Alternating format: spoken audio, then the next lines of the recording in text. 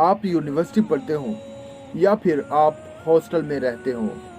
Video शुरू करने से पहले हमारे चैनल को ज़रूर सब्सक्राइब कीजिए।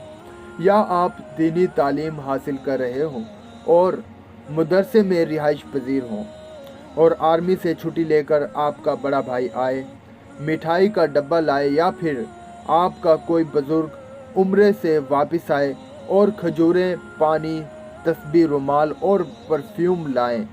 आपके घर रूटीन से हटकर बिरयानी या फिर गोश्त पके तो एक प्लेट आपके लिए अलग फ्रिज में संभाल कर रखने वाली, आपके लिए मिठाई के 2 दाने अलग से फ्रिज में संभाल कर रखने वाली को माँ कहते हैं।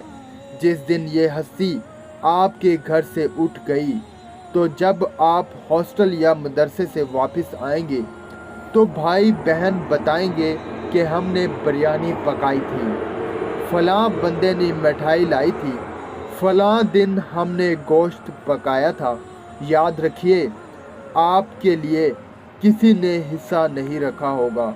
आपके जहन में इस वक्त सबसे पहले जिस हस्ती का तस्वर आएगा वो आपकी माँ होगी। अपने वालिदैन की कदर कीजिए। ये वो दरख्त है जो उखड़ जाए तो फिर कभी नहीं लगता। यकीन मानो, इनकी खिदमत करके दुआओं के फल समेट लो। माँ जिंदगी की तारीक राहों में रोशनी का मीनार है और बाप ठोकरों से बचाने वाला मजबूत सहारा। दोस्तों, वीडियो अच्छी लगे तो चैनल को ज़रूर सब्सक्राइब कीजिए और लाइक भी कीजिए। और अगली वीडियो के लिए मुझे तब तक इजाज़त दीजिए। अल्लाह हाफिज़।